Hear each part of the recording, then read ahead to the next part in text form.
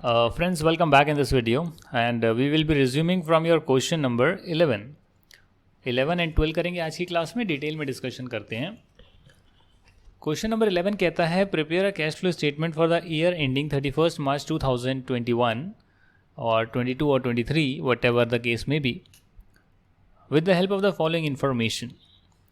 तो यहाँ पर ये लिखते हैं जो सेल्स है for the year that is amounted to rupees 135 crores out of which 60% was cash sales. इसमें से 60% कैश सेल्स हैं. सही इंटरप्रिटेशन करेंगे तो आंसर आसानी से आएगा.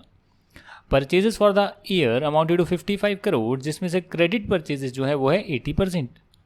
तो कैश कितनी होगी? बाकी की रिमेनिंग 20%. एम आई राइट और am I right? Administrative and selling expenses भी जो है वो है 18 करोड़ के. सैलरी पेड जो है वो है 22 करोड़ की. तो ये खर्चे आ गए. Great. Company redeem debentures of 20 crore at a premium of 10%. तो ये क्या हो गया? कंपनी ने रिडीम करे डिवेंचर्स 20 करोड़ के एट अ प्रीमियम ऑफ 10%. तो इसे आप फाइनेंसिंग में डालेंगे. Debenture holders were issued equity shares of 15 crores towards the redemption and the balance was paid in cash. तो जो डिवेंचर रिडीम इक्विटी शेयर की फॉर्म में कन्वर्ट होकर हुए हैं वहाँ तो कैश का पोर्शन इन्वॉल्व नहीं है, तो बाकी जो रिमेनिंग है वहाँ कैश का पोर्शन इन्वॉल्व है. राइट. जैसे कि 20 करोड़ अगर उसमें 10% आप प्रीमियम डालेंगे तो कितना आएगा? 22 करोड़. तो 22 करोड़ में अगर 15 करोड़ जो है 15 करोड़ की वैल्यू के इक्विटी शेयर दे दिए हैं तो बाकी के जो 7 करोड़ हैं वो कैश में पेमेंट करी है. और साथ में जो डिवेंचर का इंटरेस्ट है वो भी 1.5 करोड़ का पे करा है. 1.5 करोड़ का पे करा है. डिविडेंड जो है वो 11.7 करोड़ का पे किया है. इन्वेस्टमेंट 12 करोड़ की है. प्रॉफिट पर बेचा ऑफ 2.4 करोड़. तो ऐड कर लीजिए, आपको पता लग जाएगा कितने पर बेचा होगा.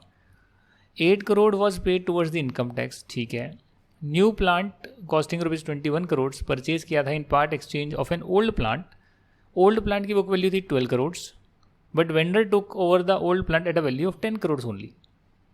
मतलब कि वेंडर ने बोला कि 21 करोड़ में आपको दे रहा हूँ, नए प्लांट मशीनरी दे रहा हूँ 21 करोड़ की वैल्यू की, और जो आप ओल्ड प्लांट एंड मशीनरी मुझे दे रहे हो उसे मैं 10 करोड़ के बराबर मानता हूँ. तो इसका मतलब आपको जो है 11 करोड़ रुपये मुझे कैश देने पड़ेंगे. Following balances are also given. Debtors का क्रेडिटर्स का बैलेंस गिवन है और बैंक की इन्फॉर्मेशन गिवन है. तो इसका आप क्या करोगे भैया? जितनी चीज़ें गिवन है उससे नेट प्रॉफिट तो गिवन ही नहीं है, तो उससे तो आप डायरेक्ट मेथड से ही सॉल्व कर सकते हैं. अब इसे मैं क्या ही डिटेल में सॉल्व कराऊँ जबकि सारी चीज़ें हमने ऑलरेडी डिस्कस कर ली है. पॉइंट वाइज पॉइंट चलिएगा और जो जो आइटम है डायरेक्टली ऑपरेटिंग में, इन्वेस्टिंग में, फाइनेंसिंग में डाल दीजिएगा. जैसे कि कैश सेल्स बताया गया था, अभी हमने डिस्कस करा कि 135 करोड़ में 60% जो है वो कैश सेल्स है. 60% जो है वो कैश सेल्स है. बट यहाँ पर आप एक चीज़ और नोटिस करेंगे कि जो सेल्स है 135 करोड़ की जिसमें 60% कैश सेल्स हैं, गुड. बट अगर आप डेटर्स को देखेंगे जो आपके 45 करोड़ के थे अब वो जो है 50 करोड़ के हो गए हैं. तो ये कैसे हुआ? ये कैसे हुआ जी? ये कैसे हुआ? ये कैसे हुआ? ये कैसे हुआ? देखिए, जो आपकी कैश में सेल्स हुई वो तो आपके डायरेक्टली सेल हुई और कैश आ गया, सेल हुई और कैश आ गया. पर जो क्रेडिट पर सेल हुई हो सकता है उसमें से भी तो कुछ ना कुछ पैसा रिकवर हो गया हो. तो वो आप कैसे देखेंगे? वो देखने के लिए आप 135 करोड़ का 40% निकालेंगे. 135 करोड़ का 40% निकालेंगे. क्या निकल कर आएगा 135 करोड़ का 40%? 40%. 5 4 ज़ा 20, 4 3 ज़ा 12, 12 और 2 14, ये करीब आएगा 54 आएगा. परसेंटेज देख रहे हैं ना? 135 का 40%, तो ये करीब आएगा 54. तो अब आप देखिए कि यहाँ पर डेटर्स जो है अगर इसका अकाउंट बनाया जाए तो डेटर के अकाउंट में 45 ओपनिंग बैलेंस है, डेफिनेटली करोड़ में आ रही है. 50 करोड़, ठीक है. 54 करोड़ और आए, सेल करिए आपने. तो 45 और 54 कितना हो गया? करीब करीब 99. और यहाँ कितना है क्लोजिंग में? 50, यानी 49 करोड़ क्या आया होगा? कैश आ गया होगा. तो 49 जो है क्रेडिट सेल का भी कैश आ गया, वो भी आपने देख लिया. यानी जो कैश में सेल करी वो तो सीधा लिख दी, नो इश्यूज़. बट क्योंकि डेटर बैलेंस गिवन है तो मैंने निकाल लिया कि क्रेडिट वाले में से भी कितना पैसा रिकवर हो गया है. सिमिलरली जो परचेज आपकी है 55, उसमें 20% जो है यानी 11 करोड़ जो है वो कैश है. और बाकी का जो 80% है यानी कि ये जो आपकी परचेज है 55 करोड़, इस 55 करोड़ में जो 80% है वो क्रेडिट है। तो अगर आप क्रेडिटर अकाउंट बनाएंगे तो इसमें आप बोलेंगे ओपनिंग है 21 करोड़, क्लोजिंग है 23 करोड़, 55 का 80% जो आएगा 8 5 40, 40 प्लस 4 44, तो 44 करोड़ जो है उसकी और परचेज आपने करी होगी, तो अकाउंट बढ़ गया होगा। 21 प्लस 44 कितना होता है? 65। 65 में से 23 माइनस कर दीजिए, 42। ये कहीं ना कहीं 42 आपने पेमेंट करी होगी। तो जो आपने कैश में परचेज करी उसकी तो पेमेंट करी ही, जो क्रेडिट पर परचेज करी उसकी भी आपने 42 की पेमेंट करी है, 42 करोड़ की पेमेंट करी है। अच्छा सर, यहाँ तक की बात क्लियर हो गई है। उसके बाद आपने 22 करोड़ की सैलरी दी है, 18 करोड़ के आपने और खर्चे दिए हैं, तो माइनस कर लीजिए। और जो इनकम टैक्स पेड आपका यहाँ गिवन है 8 करोड़ का, आप ऑपरेटिंग में इसको माइनस कर लीजिए ताकि आपके पास आ जाए net cash generated from operating activities. Indirect method से निकाल नहीं सकते, इसके लिए डायरेक्ट मेथड से करा है। अगर आप बात करेंगे इन्वेस्टिंग एक्टिविटीज़ की, तो मैंने आपको यहाँ बताया था कि 12 करोड़ की इन्वेस्टमेंट है। अगर आप उसको 2.4 करोड़ के प्रॉफिट पे बेच रहे हैं तो डेफिनेटली आपने 14.4 करोड़ में बेचा होगा, करेक्ट। उसके बाद है payment for purchase of fixed assets. Fixed asset को परचेज करने के लिए आपने कितनी पेमेंट करी?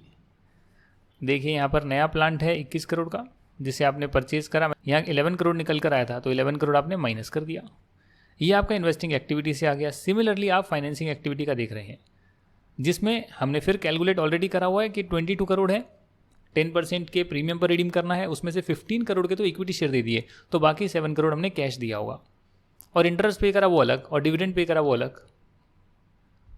तो ये आपका फाइनेंसिंग एक्टिविटी का कैश फ्लो आ गया। डिविडेंड कहाँ गिवन है सर? यहाँ पर गिवन है डिविडेंड 11.7 करोड़। जब क्वेश्चन बढ़ाया था सारी चीज़ें करवा दी थी। ये नेट इंक्रीज आया है तीनों एक्टिविटी से, बिगिनिंग में था 6 करोड़ तो क्लोजिंग आ गया 18.2 करोड़। अब आया क्वेश्चन नंबर 12, इसको ज़रा देखते हैं। यहाँ आपको बैलेंस शीट गिवन है जेन की, मिस्टर जेन। कैश फ्लो स्टेटमेंट बनानी है एज 3 के हिसाब से। 2020 इधर है, 21 इधर है, तो ये ओपनिंग ये closing, opening closing opening closing, correct. Capital account change हो रहा है, okay. Trade payable Mrs Jane's loan, ये तो कोई इंडिविजुअल लग रहा है मुझे, Mr Jane loan from bank. अगर आप एसेट साइड पर देखेंगे तो लैंड है, कहीं ना कहीं बढ़ा है, परचेज करा होगा। प्लांट एंड मशीनरी कम हुई है, डेप्रिसिएशन लगा होगा, कुछ बिक गई होगी, हो सकता है कुछ आई भी हो, we don't know, we need to check the additional information. Inventories में चेंज इतना है, डेटर्स में इतना है, कैश में इतना है, ओके। ये क्या हो गया? ये क्या हो गया जी? ये क्या हो गया? हाँ, एडिशनल इन्फॉर्मेशन गिवन है एग्जैक्टली, जिसका मुझे इंतज़ार था। तेरा इंतज़ार है आजा, अरे भाई चल तो जा। ओपनिंग है 6,40,000, करेक्ट, और 8,80,000 है क्लोजिंग, करेक्ट। तो ये ओपनिंग ये क्लोजिंग। अच्छा, प्लांट एंड मशीनरी 4,40,000, ओके।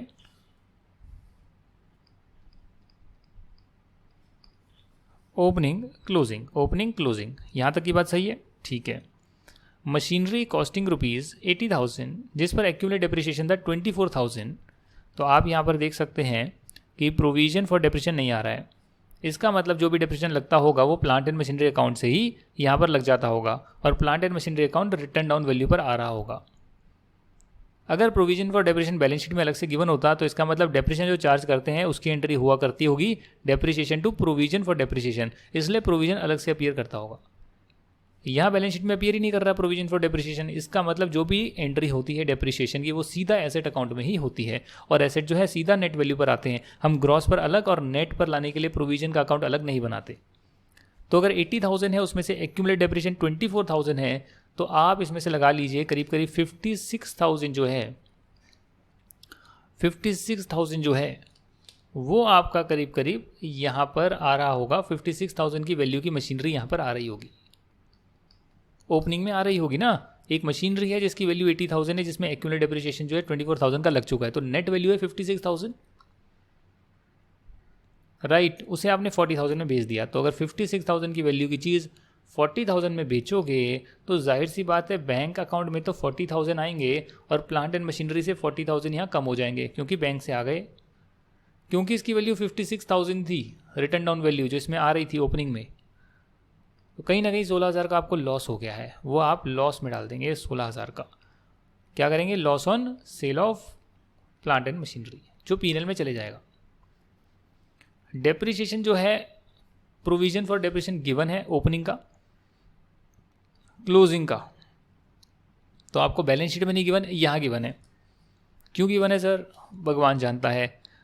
और आपको साथ में जो है नेट प्रॉफिट भी गिवन है, तो नेट प्रॉफिट गिवन है तो आप इनडायरेक्ट मेथड से कर सकते हैं, राइट।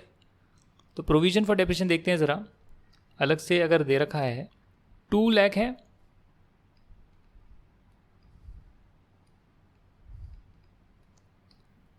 ब्रॉट डाउन, और 3,20,000 है carried down. Opening closing right. साथ ही में एक पर एक्यूमुलेट डेप्रिसिएशन था 24,000 का, वो आपने यहाँ से हटा दिया, एक्यूमुलेटेड डेप्रिसिएशन जो था ना वो आपने प्लांट एंड मशीनरी अकाउंट में डाल दिया। तो 24,000 का जो है आपका हो गया एक्यूमुलेटेड डेप्रिसिएशन जो यहाँ से हटेगा। सर ये जो अकाउंट बना रहा हूँ ये मैं मेमोरेंडम अकाउंट बना रहा हूँ ऐसे ही देखने के लिए, एक्चुअली में प्रोविजन फॉर डेप्रिसिएशन अकाउंट बन ही नहीं सकता, क्योंकि अगर प्रोविजन फॉर डेप्रिसिएशन होता तो बैलेंस शीट में तो शो होता ना इसका बैलेंस, बट ये आपको एडिशनल इन्फॉर्मेशन में शो किया हुआ है, यानी कि ये आप अलग से रिकॉर्ड नहीं करते हैं।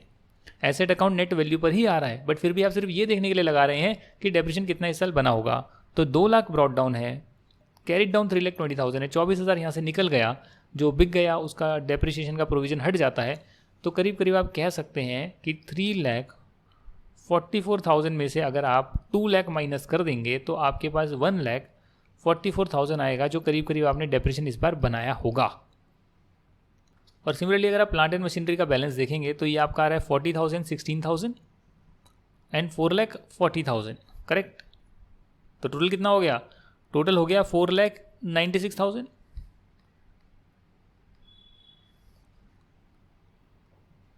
और यहाँ पर कितना हो गया बैलेंस? 6,40,000, राइट। तो करीब करीब कितना हो गया डेप्रिसिएशन? 1,44,000 यहाँ कहीं ना कहीं डेप्रिसिएशन चार्ज हुआ होगा। बैलेंस हो जाएगा ना, 1,44,000 ऐड करोगे तो 6,40,000 टोटल हो जाएगा ना। इसीलिए मैं कह रहा हूँ कि प्रोविजन फॉर डेप्रिसिएशन जो मैंने बनाया वो सिर्फ ये देखने के लिए बनाया कि डेप्रिसिएशन कितना होगा। एक्चुअली में अकाउंटिंग में डेप्रिसिएशन इसी अकाउंट में जा रहा है, क्योंकि provision for depreciation balance sheet में अलग से नहीं आ रहा है। तो आप नेट प्रॉफिट से स्टार्ट कर सकते हैं जो क्वेश्चन में ही गिवन है, इसमें तो कोई शक नहीं है। डेप्रिसिएशन जो है वो आपने ऐड करा, नॉन कैश आइटम। जो लॉस हुआ 16,000 का वो भी ऐड करा, क्योंकि नेट प्रॉफिट में उसका इंपैक्ट आ गया होगा। ये आपके पास आ गया operating profit before working capital changes. तो जब भी आप नॉन कैश आइटम ऐड कर देते हैं, नॉन ऑपरेटिंग आइटम ऐड कर देते हैं जो पीएनएल में डेबिट करने के बाद पीएनएल आया है, प्रॉफिट आया है बिफोर टैक्स, तो आपके पास ऑपरेटिंग प्रॉफिट आ जाता है बिफोर वर्किंग कैपिटल चेंजेस। अब वर्किंग कैपिटल में जो चेंज हुआ है वो आप एडजस्ट कर रहे हैं, क्यों? क्योंकि इनडायरेक्ट मेथड है। नेट प्रॉफिट में जो आपने सेल्स ली, आपने मान लिया चलो भैया सारे पैसे आ गए होंगे, जो परचेज करी मान लिया कि सारे पैसे पे कर दिए होंगे, बट एक्चुअली में ऐसा नहीं हुआ। आप देखते हैं जो आपकी सेल्स है वो आप देखते हैं भैया ओपनिंग में 2,40,000 था, ट्रेड रिसीवेबल बढ़ गए 1,60,000 से, तो कहीं ना कहीं कुछ पैसे सेल्स के नहीं आए होंगे, तो उसे एडजस्ट करोगे 1,60,000 को, तब जाकर जो है आप कैश पर पहुंचोगे। सिमिलरली ट्रेड पेबल्स आपके क्या है, थोड़े से बढ़ गए 32,000 से, तो ये तो अच्छी बात है, बढ़े हैं तो पॉजिटिव है। आपने दूसरे को पैसा नहीं दिया तो ये तो अच्छी बात है। और सिमिलरली आपकी इन्वेंट्री में ब्लॉकेज, यानी कि पैसा कैश का डला है नहीं डला है, तो ये कम हो गया है। कम होना अच्छी बात है, पॉजिटिव है, 80,000 पॉजिटिव। तो ये आपके पास जो है नेट चेंज आ गया वर्किंग कैपिटल में, और cash flow generated from operating activities आ गया है। मशीन आपने बेची 40,000 की, वो इन्वेस्टिंग एक्टिविटी है सर। 40,000 हमने यहाँ पर देखा था, मशीन बिकी थी। और लैंड को परचेज करा, वो तो सीधा सीधा क्वेश्चन से आ रहा है। जैसे मैंने आपको क्वेश्चन कराते हुए बताया था कि ये तो बढ़ गया 2,80,000 से, तो आप यहाँ प्लस कर देंगे, तो यहाँ पर आप माइनस कर देंगे। ये आपका आ गया cash used in investing activity. और जहाँ तक बात फाइनेंसिंग एक्टिविटी की है, तो उसके लिए जो है आपको यहाँ देखना पड़ेगा फाइनेंसिंग एक्टिविटी के लिए। क्या देखना होगा बताता हूँ। बैंक का लोन है वो आपका यहाँ पर जो है 80,000 से बढ़ रहा है, तो आपने 80,000 का लोन लिया होगा, कैश आया होगा, करेक्ट। उसके बाद जो है मिसिस जैन जो है उनका लोन ख़त्म हो गया है, ओपनिंग में था फिर कम हो गया, तो इसका मतलब पे कर दिया। आखिरी है ड्राइंग। ये कैसे निकलती है सर, ये मैं आपको बताता हूँ ताकि आप सिंगल एंट्री से भी रिलेट कर पाएँ और इस वाले क्वेश्चन से भी, कैश फ्लो के क्वेश्चन से भी रिलेट कर पाएँ। देखिए, कैपिटल अकाउंट आपने बनाया, ये एक इंडिविजुअल है, उसका कैपिटल अकाउंट बन रहा है, 10 लाख रुपीज़ है ओपनिंग में और 12,24,000 है क्लोजिंग में। कैरिड डाउन, ये है ब्रॉड डाउन, ठीक है ना। जो इस बार का प्रॉफिट हुआ है 3,60,000 का, वो यहाँ पर आया होगा, क्योंकि अल्टीमेटली तो ओनर को जाता है सर। जो भी आपका प्रॉफिट होता है या तो आप उसे रिजर्व एंड सरप्लस में दिखाते हैं, और इंडिविजुअल है तो उसके कैपिटल में ऐड कर देते हैं प्रॉफिट। पार्टनरशिप में भी कैपिटल में ऐड कर देते हैं, तो कैपिटल में ऐड कर दिया। आप मुझे बताइए कि 10 लाख रुपीज़ का ब्रॉड डाउन था, 3.6 लाख का प्रॉफिट आया भी, तो टोटल हो गया 13.6 लाख, पर उसके बाद भी एंड में 12.24 लाख ही बच रहा है। इसका क्या कारण है, आप मुझे बताइए, इसका क्या कारण है। कहीं ना कहीं 1.36 लाख आपने निकाल लिए होंगे, अपनी कैपिटल को कम कर लिया होगा, बैंक कम हुआ होगा और कैपिटल कम हुई होगी। इसे बोलते हैं ड्राइंग्स, सीधा कैपिटल अकाउंट से ही बनती है। और अगर आप सिंगल एंट्री भी करेंगे तो भी आप ये चीज़ें ध्यान में रखिए, क्योंकि वहाँ पर भी अकाउंट बनाने होते हैं कैपिटल, और पता लगता है कितनी ड्राइंग है कितना नहीं है। या कई बार ड्राइंग गिवन होती है और उससे आप P&L निकाल लेते हैं कि ठीक है भैया balancing figure profit and loss होगा। तो जब तक आपको ये नहीं पता कि एक अकाउंट में आता क्या क्या है, तब तक आपको दिक्कत हो सकती है ऐसे कॉम्प्लिकेटेड क्वेश्चंस में। पर अगर आपको पता है कि हाँ यार मशीनरी अकाउंट में तो पता है, बढ़ेगा तो यहाँ पर आएगा, ब्रॉड डाउन भी यहाँ पर आएगा, बढ़ेगा तो भी यहाँ आएगा, बिकेगा तो यहाँ जाएगा, कैरी डाउन यहाँ पर आएगा, तो आपको लॉजिक क्लियर है, कर लेंगे सर। नेट डिक्रीज कितना है, ओपनिंग अगर उसमें ऐड करेंगे तो क्लोजिंग तक पहुँच जाएंगे, इससे आपका वेरीफाई भी होता है। तो ये कैश फ्लो की खास बात है, आप अपने आंसर को वेरीफाई भी कर सकते हैं क्योंकि क्लोजिंग के बराबर आ गया। जो चीज़ें हमने बनाई, plant and machinery account, provision for depreciation account और ड्राइंग अकाउंट, वो सब जो है यहाँ भी वर्किंग नोट में दे रखा है और हमने भी ये बनाए हैं।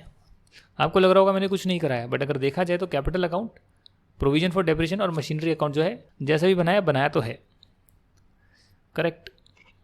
इसके बाद जो है दोस्तों प्रैक्टिकल क्वेश्चंस जो हैं, इसका ज़्यादा नहीं बट एक क्वेश्चन करवाना बनता है, कम से कम एक क्वेश्चन कराना बनता है। कौन सा कराऊं ये मेरे को समझ में नहीं आ रहा है। क्वेश्चन नंबर 2 बड़ा टिपिकल है, अजीब सा है, इसको ज़रा देख लेते हैं। From the following balance sheet and information prepare cash flow statement by indirect method. तो एक तो इनडायरेक्ट मेथड है, क्वेश्चन साइलेंट हो या दे रखा है तो ऐसे ही करना है। कैपिटल आप देख सकते हैं, ये इस बार जो है यहाँ पर 20 इधर लिखा है, 21 ईयर यहाँ लिखा है, तो ये पिछला साल, ये करेंट साल, तो करेंट साल में बढ़ा है, 1 लाख की कैपिटल बढ़ी है। दूसरी तरफ प्रेफरेंस शेयर्स रिडीम हो गए हैं। कैपिटल रिडेम्पशन रिजर्व बनाया है, नॉन कैश होता है क्या, एंट्री पास करनी होती है सर, ठीक है। कैपिटल रिजर्व बनाया है, जनरल रिजर्व कम हुआ है, प्रॉफिट एंड लॉस अकाउंट का बैलेंस 50 से 70,000 हुआ है, डिबेंचर्स इशू करे गए हैं, ट्रेड पेबल में चेंज आया है, लाइबिलिटी फॉर एक्सपेंसेस में भी जो है चेंज आया है, आउटस्टैंडिंग लाइबिलिटी में, प्रोविजन फॉर टैक्स में ओपनिंग क्लोजिंग गिवन है, डिविडेंड पेबल का ओपनिंग क्लोजिंग गिवन है। वही लैंड अगर आप देखेंगे तो कहीं ना कहीं कम हुआ है, लैंड एंड बिल्डिंग तो या तो बेच दिया होगा या बिल्डिंग पर डेप्रिसिएशन माइनस किया होगा। प्लांट एंड मशीनरी कहीं ना कहीं बढ़ा है तो परचेज करा होगा।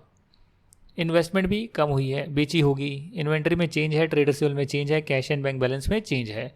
वॉलंटरी सेपरेशन पेमेंट है, आपके एसेट में आ रही है, आपने किसी को पेमेंट कर दी है, एडवांस में कर दी होगी तभी आप एसेट में दिखा रहे हैं। एडिशनल इन्फॉर्मेशन देखते हैं, piece of land was sold out for 1.5 lakh, तो डेप्रिसिएशन नहीं है बल्कि 1.5 लाख में आपने एक पीस ऑफ लैंड बेचा है जिसकी कॉस्ट 1,20,000 ही थी, right. And the balance was revalued. Capital reserve consisted of profit on sale and profit on revaluation, तो आपने जो इसका प्रॉफिट आया वो कैपिटल रिजर्व में डाल दिया। सही बात है, P&L में तो नहीं डाल सकते, लैंड वैसे भी डेप्रिशिएट होता नहीं है, तो P&L में कैसे डालें। तो ये जो है कैपिटल रिजर्व में डाला हुआ है। 1 अप्रैल को प्लांट जो है उसे बेचा था 90,000 रुपीज़ में, जिसकी कॉस्ट थी 70,000 ओरिजिनल कॉस्ट थी, और रिटर्न डाउन वैल्यू थी डेप्रिसिएशन चार्ज करके 50,000। डिबेंचर है 1 लाख के, वो इशू करे थे पार पे as part consideration for plant of 4.5 lakh acquired, was issued at par as part consideration for plant of 4.5 lakhs acquired. Okay, मतलब 1 लाख के डिबेंचर जो है आपने इशू करे हैं, जिससे प्लांट एंड मशीनरी 4.5 लाख का लिया था आपने, उसको आपने 1 लाख डिबेंचर के दे दिए. पार्ट ऑफ इन्वेस्टमेंट है 50,000 रुपीज़ कॉस्ट है, उसको आपने 70,000 में बेचा. प्री एक्विजिशन डिविडेंड है 5,000 के रिसीव हो गए, उसे एडजस्ट कर दिया कॉस्ट ऑफ इन्वेस्टमेंट में. डायरेक्टर्स ने डिक्लेयर करा 15% dividend of for the current year. Voluntary separation cost है 50,000 was adjusted against general reserve. Income tax liability for the current year was estimated at 1,35,000 and depreciation at the rate of 15% has been written off from plant account, but no depreciation has been charged on land and building. तो ये information given है, right. क्या यहाँ पर आपको profit and loss का balance given है? The answer is no. दूसरा, कुछ ऐसे पॉइंट है जिसमें अनक्लैरिटी है. भाई ये क्या हो गया, प्री एक्विजिशन डिविडेंड अचानक कहाँ से आ गया, या फिर आप कह लीजिए वॉलेंटरी सेपरेशन कॉस्ट कहाँ से आ गई, कभी सुना ही नहीं. तो जब ऐसे अचानक क्वेश्चन आ जाएगा जो कभी पढ़े नहीं सुने नहीं, क्योंकि मैं आपको बता दूं जो पीछे एक्सरसाइज के क्वेश्चन है ये सारे एग्जाम में आए हुए क्वेश्चन हैं. तो पहला क्वेश्चन बहुत आसान था, मैंने नहीं पिक करा. थर्ड क्वेश्चन मैंने देखा वो भी आसान है, उसमें भी ज़्यादा चीज़ें नहीं थी, यहाँ भी ज़्यादा एडजस्टमेंट गिवन नहीं है. तो सेकंड क्वेश्चन बड़ा अटपटा था, सेकंड ही पिक कर लिया सीधा. अब यहाँ जो है प्रॉफिट एंड लॉस का जो बैलेंस है वो तो गिवन ही नहीं है, नेट प्रॉफिट कितना है, तो आप कैसे निकालेंगे मुझे बताइए. आप स्टेप बाय स्टेप चलिए ना, आपको जो है स्टेप बाय स्टेप चलना होगा. करेक्ट. कैसे सर, कैसे कैसे कैसे निकालेंगे आप? एक काम करिए, नेट प्रॉफिट छोड़िए, P&L एप्रोप्रिएशन अकाउंट बनाइए. यूँ समझ लीजिए P&L एप्रोप्रिएशन बनाना है जिसका ओपनिंग बैलेंस है 50,000, मतलब P&L का जो ओपनिंग बैलेंस है 50,000 है, क्लोजिंग बैलेंस है लाइबिलिटी साइड पर आ रहा है ना, क्लोजिंग है 70,000. करेक्ट. तो ओपनिंग आ गया, क्लोजिंग आ गया, यहाँ तक की तो बात क्लियर है. इसके अलावा अगर आप यहाँ देखेंगे तो आप मुझे बताइए कि बैलेंस जो है वो कहाँ जा सकता है. P&L एप्रोप्रिएशन से बैलेंस या तो रिजर्व में जा सकता है, या डिविडेंड की पेमेंट करनी है वहाँ जा सकता है. तो आप बताइए कहाँ गया होगा. तो एक बार एडिशनल नोट्स चेक करते हैं. ये लैंड का आ रहा है, ये प्लांट एंड मशीनरी का आ रहा है, इन्वेस्टमेंट का आ रहा है. ये तो इन्वेस्टमेंट जो आपने करी हुई है उसका प्री एक्विजिशन डिविडेंड आ रहा है कि जो खरीदी थी इन्वेस्टमेंट शेयर्स वगैरह में, उसका कुछ डिविडेंड मिल गया है जो आपके खरीदने की डेट से पहले का बनता होगा. इनकम टैक्स लाइबिलिटी है करंट ईयर की जो है वो एस्टिमेटेड है 1,35,000. इसको अलग रखते हैं, कोई दिक्कत नहीं है. फिर डेप्रिसिएशन आ गया और डायरेक्टर्स ने जो है 15% डिविडेंड डिक्लेयर करा है. बस इतनी सी इन्फॉर्मेशन गिवन है. और यहाँ पर ये भी दे रखा है कि वॉलेंटरी सेपरेशन कॉस्ट है 50,000 की जो है वो एडजस्ट करी गई है जनरल रिजर्व से. ओके. तो देखिए डिविडेंड के लिए कुछ खास गिवन नहीं है, तो हम यही मानेंगे कि जो पिछली बार डिविडेंड क्रिएट करा होगा 2020 में वो इस बार पे कर दिया होगा, और इस बार डिविडेंड 90,000 का क्रिएट करा होगा. तो 90,000 का क्रिएट करने के लिए यहाँ नहीं बल्कि यहाँ पर जो है 90,000 मैंने डाले होंगे. Dividend payable, dividend payable 90,000. Correct. General reserve जो है 2.5 लाख का है बिगिनिंग, 2.5 लाख है बिगिनिंग, 1 लाख है क्लोजिंग. करेक्ट. 1 लाख है क्लोजिंग, राइट. यहाँ ये बताते हैं कि 50,000 जो है कहीं ना कहीं एडजस्टमेंट मारा है voluntary separation payment. Voluntary separation cost है 50,000 की जो जनरल रिजर्व के अगेंस्ट में आपने एडजस्टमेंट मारी है. आई थिंक ये वॉलेंटरी सेपरेशन पेमेंट है, आपने इसको डेफर कर दिया है. डेबिट बैलेंस है, इसको P&L में थोड़ा थोड़ा आप रिजर्व से जो है चार्ज करते रहते हैं. तो कहीं ना कहीं आपने जो है 50,000 रुपीज़ करीब करीब इसमें जो है 50,000 रुपीज़ जो है आपने एडजस्ट करें हैं, बाकी P&L से एडजस्ट करे होंगे. आपको याद होगा प्रिलिमिनरी एक्सपेंसेस होते हैं वो आपके एसेट साइड पर आते हैं क्योंकि वो खर्चे होते हैं, डेबिट बैलेंस होते हैं. वैसे ये वॉलेंटरी सेपरेशन पेमेंट है, तो क्या कर दिया आपने जैसे वॉलेंटरी रिटायरमेंट स्कीम होती है ना VRS, ये वही है. आपने इकट्ठे पेमेंट कर दी, बहुत सारी इकट्ठे पेमेंट कर दी, तो उसको एक साथ P&L में नहीं डाल सकते ना, थोड़ा थोड़ा डालेंगे ना, इसलिए उसको डेफर कर दिया और उसके डेबिट बैलेंस को एसेट में दिखा रहे हैं। बल्कि एसेट नहीं है, ये खर्चा ही है, पर फ्यूचर का खर्चा है, पहले पे कर दिया, इसलिए एसेट में दिखा रहे हैं। और धीरे धीरे आप इसको एडजस्ट करते हैं। तो 50,000 आपने जनरल रिजर्व से एडजस्ट करें हैं। अगर 50,000 जनरल रिजर्व से एडजस्ट करें तो 50,000 यहाँ आए होंगे, और जो वॉलंटरी वाला है आपका वॉलंटरी सेपरेशन कॉस्ट है वो 50,000 से यहाँ से कम हो गया होगा खर्चा। अच्छा सर, यहाँ तक की बात समझ में आ गई। आपने यहाँ पर प्रेफरेंस शेयर्स को रिडीम करा है, और यहाँ पर आप देख सकते हैं कि कैपिटल रिडेम्पशन रिजर्व में आपने 1 लाख रुपए डाला है। तो जनरल रिजर्व से आपने 1 लाख रुपए डाला होगा कैपिटल रिडेम्पशन रिजर्व में। सही बात कह रहा हूँ ना? कैपिटल रिडेम्पशन रिजर्व क्रिएट करा है तो कहाँ से होगा? या तो पीएनएल से या जनरल रिजर्व से। तो जनरल रिजर्व से किया होगा तो आप देखेंगे 2.5 लाख यहाँ मैच कर रहा है, 2.5 लाख यहाँ पर मैच कर रहा है। ये पूरा अकाउंट बैलेंस हो गया, पूरा का पूरा बैलेंस हो गया जनरल रिजर्व का अकाउंट। तो यहाँ तक की बात क्लियर है। तो इसका मतलब अगर ये 50,000 बिगिनिंग में था पीएनएल एप्रोप्रिएशन का बैलेंस, क्लोजिंग में 70,000 है डिविडेंड देने के बाद, तो कहीं ना कहीं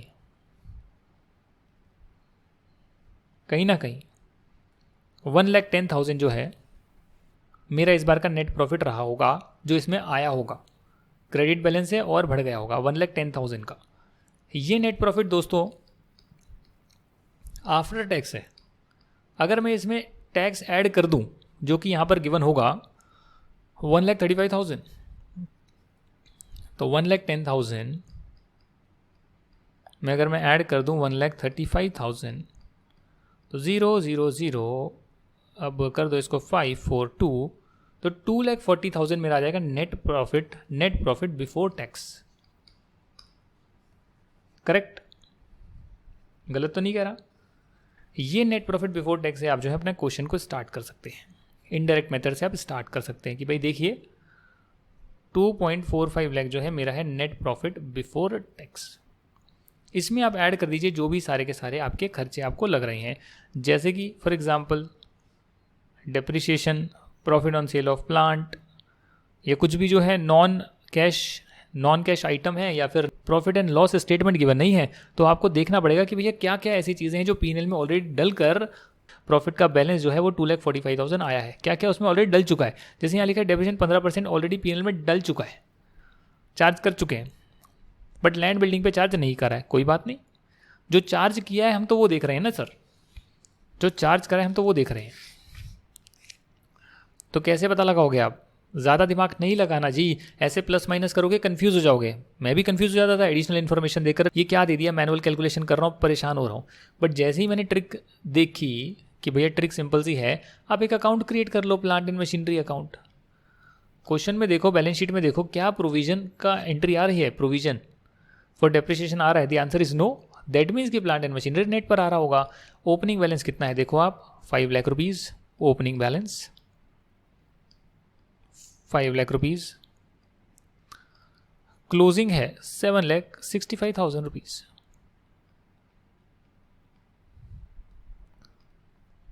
ओपनिंग है, क्लोजिंग है, यहाँ तक की बात सही है। एडिशनल इन्फॉर्मेशन देखते हैं। 1 अप्रैल 20 को प्लांट को बेचा, तो इस प्लांट पर तो कोई डेप्रिसिएशन नहीं लगा होगा क्योंकि ये 1 तारीख को बिक गया है। 90,000 का बेच दिया। ओरिजिनल कॉस्ट कितनी है 70,000, WDV है 50,000। तो अगर WDV 50,000 है और उसे आपने कितने का बेचा है 90,000 का बेचा है, तो बैंक अकाउंट से 90,000 आया होगा। Bank account debit to plant and machinery account, तो प्लांट एंड मशीनरी क्रेडिट हो गया 90,000 से, बैंक डेबिट हो गया, बैंक बढ़ गया, एसेट है बैंक। 50,000 वाली चीज़ 90,000 में बेच दी, तो कहीं ना कहीं जो है 40,000 का आपका इसमें से प्रॉफिट आया होगा, profit on sale of plant and machinery. तो बैलेंस हो गया ना सर। ये वाला अकाउंट तो आपका रिटर्न डाउन वैल्यू पर आ रहा है डेप्रिसिएशन माइनस करने के बाद। इसमें 50,000 रुपीज़ हैं जो बेचा है, पर बेचा 90,000 का, तो उसके कॉरेस्पॉन्डिंग में मैंने 40,000 लिख दिए। तो इसका नेट इम्पैक्ट आ गया 50,000। 50,000 ही ओपनिंग में आ रहे हैं, WDV वो 50,000 निकल गए। कैसे? 90,000 बैंक से आए और उसमें 40,000 प्रॉफिट था, जिसे अपोजिट साइड पर लिख दिया। और कहीं ना कहीं मुझे ये पता लग गया कि ये जो 40,000 है पीएनएल में गया है, तो इसे मैं एडजस्ट भी करूंगा। साथ ही में कह रहा है कि डिबेंचर जो है 1 लाख के इशू करे गए हैं। आपने कुछ प्लांट एंड मशीनरी खरीदे, 4.5 लाख रुपए के, तो उसमें 1 लाख के तो आपने डिबेंचर इशू कर दिए। बैंक से पेमेंट देने की बजाय आपने डिबेंचर इशू कर दिए कि भाई हमारी कंपनी के डिबेंचर ले ले, पैसे नहीं है देने के लिए, और बाकी 3.5 लाख आपने बैंक से पेमेंट कर दी। ये तो लिखा है 4.5 लाख रुपए के प्लांट एक्वायर करें, 1 लाख तो उसमें डिबेंचर दे दिए, इशू कर दिए, plant and machinery debit, bank करने की वजह डिबेंचर लिख दिया, नॉन कैश ट्रांजैक्शन कर दी 1 लाख की, और बाकी जो है 3.5 लाख बच गए वो बैंक से किया होगा, तो plant and machinery debit to bank, सब कुछ मैंने यहाँ लिख दिया। अब अगर आप बैलेंसिंग फिगर देखेंगे कहीं ना कहीं, तो बैलेंसिंग फिगर जो है आपकी डेप्रीशिएशन की निकल कर आ जाएगी 1,35,000। तो इससे तो दो चीज़ें क्लियर हो गई, डेप्रीशिएशन भी निकल कर आ गया और profit on sale of plant भी निकल कर आ गया। तो आप डेप्रीशिएशन ऐड कर सकते हैं 1,35,000 का, जो प्रॉफिट है उसे आप माइनस करेंगे क्योंकि वो P&L में क्रेडिट हो रखा है, profit on sale of plant. और बताइए सर और क्या करेंगे? पॉइंट नंबर 2 क्लियर हो गया ना, इसको काट दीजिए, ख़त्म हो गया। अब बात है इन्वेस्टमेंट की बात आ रही है, और वैसे लैंड की भी बात आ रही है, बट आप कह सकते हैं कि लैंड का जो पैसा आया एक्स्ट्रा वो आपने सीधा कैपिटल रिजर्व में डाला है, तो इसका मतलब इसका P&L से कोई नाता नहीं है। पॉइंट नंबर 3 कहता है इन्वेस्टमेंट की बात करता है, तो एक काम करते हैं, इन्वेस्टमेंट अकाउंट बनाते हैं, ओपनिंग 80,000, क्लोजिंग 50,000। अच्छा ओपनिंग कितना है देख लेते हैं यार। हाँ तो इन्वेस्टमेंट ओपनिंग कितना है 80,000 है, ठीक है। क्लोजिंग कितना है 50,000 है, कैरिड डाउन ब्रॉड डाउन, ये आपका क्या आ गया इन्वेस्टमेंट अकाउंट।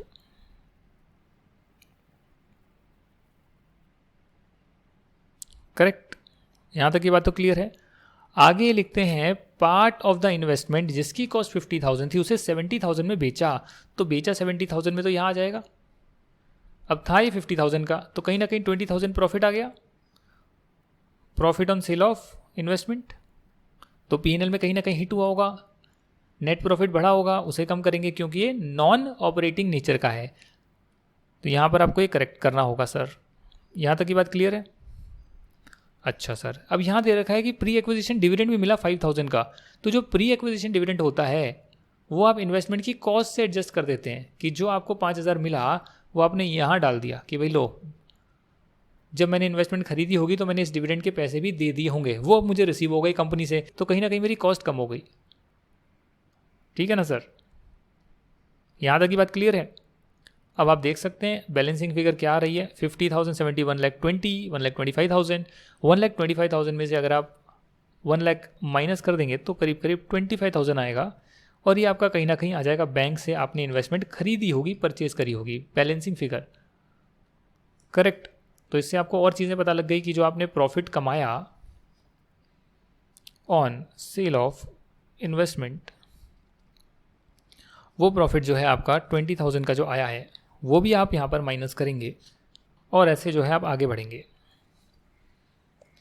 तो यहाँ तक तो सब कुछ क्लियर हो गया सर, और तो कुछ चीज़ें यहाँ पर है नहीं। वर्किंग नोट्स में आप देख सकते हैं डिविडेंड डिक्लेयर करा, तो डिक्लेयर करा होगा सर, हम उसमें देखेंगे, फाइनेंसिंग एक्टिविटी में देखेंगे। ये वाला पोर्शन भी मैंने कर लिया, इनकम टैक्स का भी देख लिया, डेप्रीशिएशन का भी यहाँ पर 15% has been return of from plant and machinery but no depreciation has been charge on land and building, तो 15% ही वो निकल कर आया होगा, राइट। अच्छा सर, और हम क्या एडजस्टमेंट कर सकते हैं, ज़रा यहाँ पर देखिएगा। आपने डिविडेंड डिक्लेयर करा, तो डिविडेंड जब डिक्लेयर करते हैं तो प्रेफरेंस शेयर होल्डर को पहले देते हैं, ये बात आपको पता होगी, बट यहाँ पर कैच ये है कि क्लोजिंग में प्रेफरेंस शेयर कैपिटल है ही नहीं। तो पिछली बार का डिविडेंड डिक्लेयर करा होगा वो तो अलग मुद्दा है, इस बार का जो डिक्लेयर करा वो तो सिर्फ इक्विटी वालों के लिए करा है। और देखते हैं सर, ये डिवेंचर आ रहे हैं, पहले थे ही नहीं, अब 2 लाख रुपए के आ रहे हैं, तो कहीं ना कहीं आप देख सकते हैं कि 1 लाख तो मैंने प्लांट एंड मशीनरी जो खरीदा उसके लिए इशू कर दिए, और 1 लाख मैंने कहीं ना कहीं और कैश में करे होंगे, तो उस पर क्या 9% का इंटरेस्ट नहीं बना होगा जो मैंने P&L में डाल दिया होगा? 2 लाख पर 9%, यानी कि 18,000 रुपीज़ का इंटरेस्ट जो P&L में डला होगा, इंटरेस्ट का एक्सपेंस, उसे मैं ऐड करूँगा।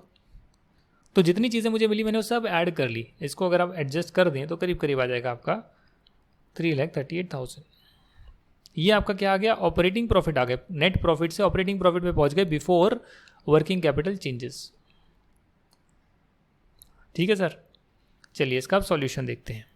ये आपका जो है यहाँ पर आ गया है, इतना तो हमने कर लिया, जो इन्वेंट्री है, ट्रेड रिसीवेबल है, ट्रेड पेबल है, ये जो तीनों चीज़ें हैं, इसमें जो जो चेंज हुआ है वो आपने वर्किंग कैपिटल चेंज में डाल दिया है। ये देख सकते हो आप क्वेश्चन नंबर 2 में इन्वेंट्री जो है 5,000 से चेंज हो रही है, ट्रेड रिसीवेबल जो है 25,000 से चेंज हो रहे हैं, और ट्रेड पेबल जो है वो करीब करीब 5,000 से चेंज हो रहे हैं। तो यहाँ पर आप देख सकते हैं सर, ये जो तीनों चीज़ें हैं वो आपने यहाँ पर डाल दी है, चेंज यहाँ पर डाल दिया है। अच्छा सर, और बताइए और क्या आप चेंज डालेंगे यहाँ पर? और यहाँ पर आप लाइबिलिटीज़ और एक्सपेंसेस हैं, और एक्सपेंसेस भी पीएनएल में डेबिट होने के बाद ही जो है ये आया होगा। आप देख रहे हैं उस एक्सपेंस में करीब करीब 10,000 की पेमेंट मैंने कम करी होगी, तभी तो ये बढ़ गए। ओपनिंग के 20,000 थे, क्लोजिंग के 30,000 आ रहे हैं, तो कहीं ना कहीं 10,000 रुपये मैंने कम पेमेंट करी होगी। पीएनएल में तो मैंने पूरा एक्रूअल बेसिस पे डाल दिया है, तो उस 10,000 की एडजस्टमेंट भी हम यहाँ कर रहे हैं। तो जो जो चीज़ पीएनएल में आई है, नेट प्रॉफिट को बेस बना रहे हैं, उसमें जो नॉन कैश है, नॉन ऑपरेटिंग है, वो तो एडजस्ट करेंगे, और जो ऑपरेटिंग नेचर की भी है उसमें भी वो कैश पर नहीं आ रही है, तो इसलिए हम प्लस माइनस कर रहे हैं ताकि ये कैश पर आ जाए, और ये कैश जनरेटेड फ्रॉम ऑपरेशन आ गया है।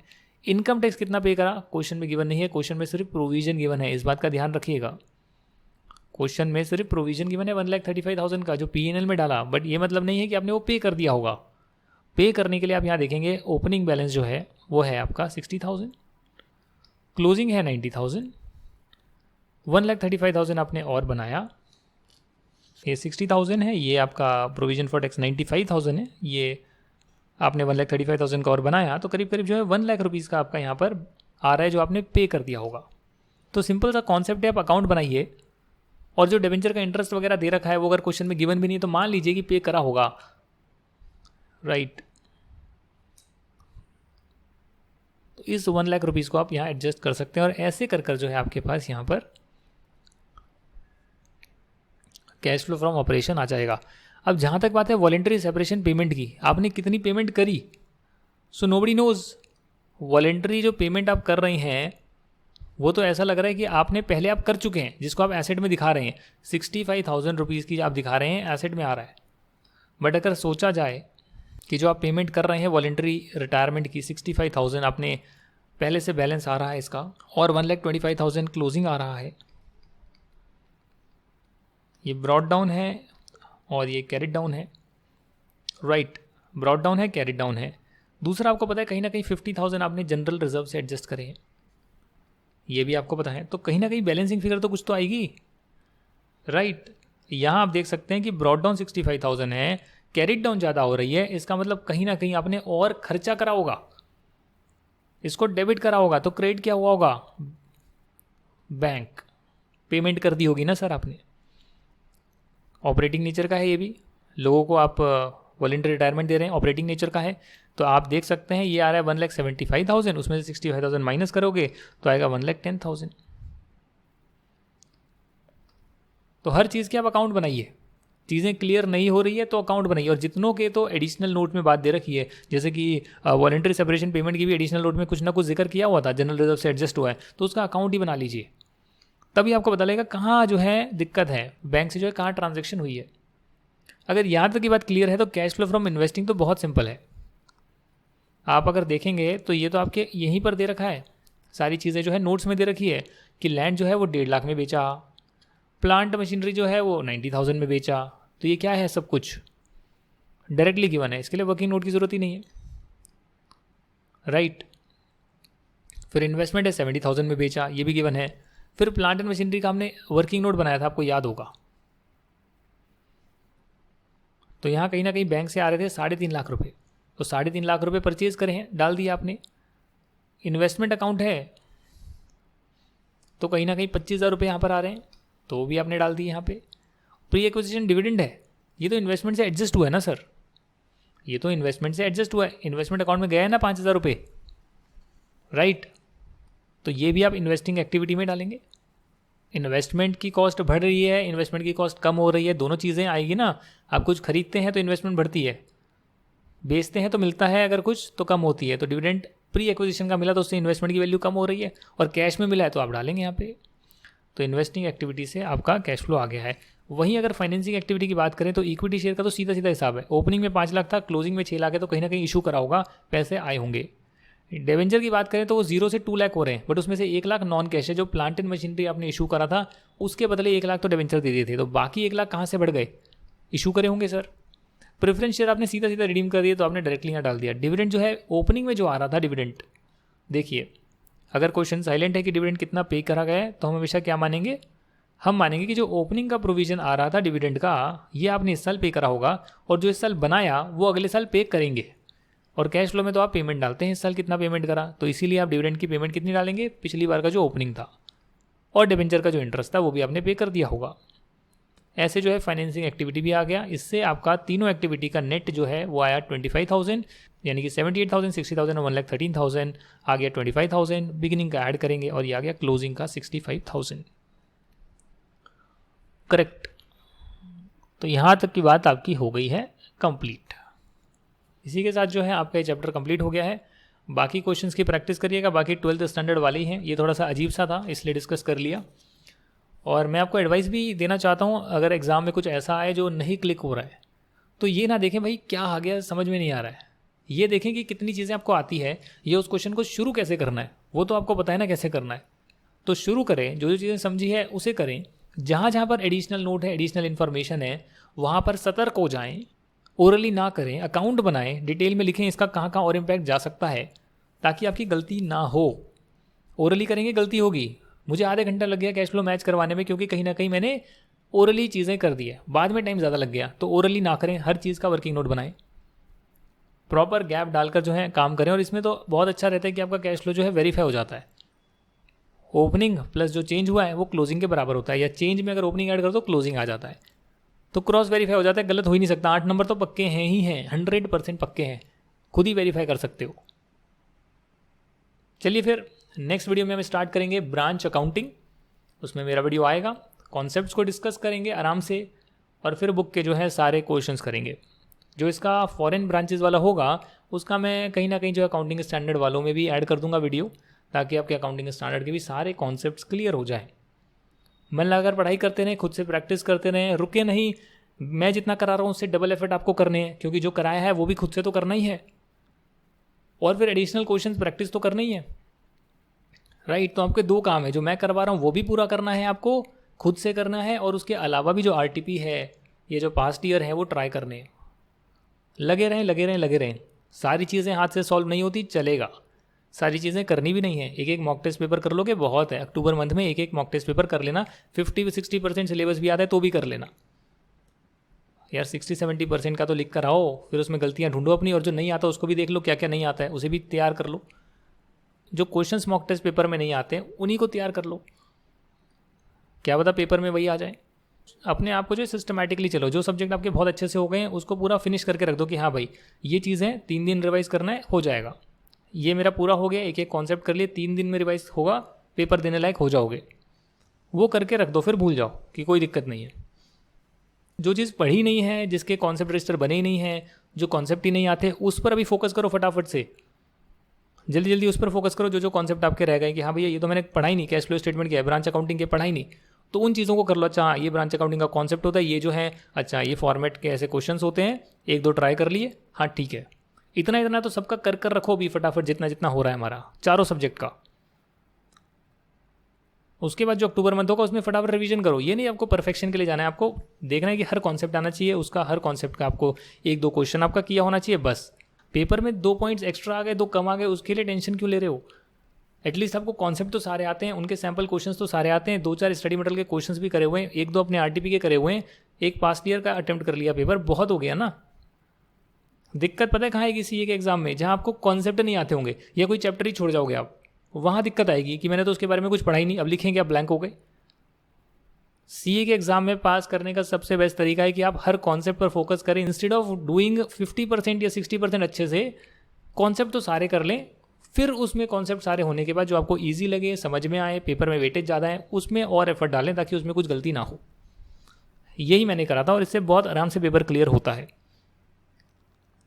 Thank you very much for listening me. Next video में हम ब्रांच अकाउंटिंग करेंगे। चलिए फिर टाटा बाय।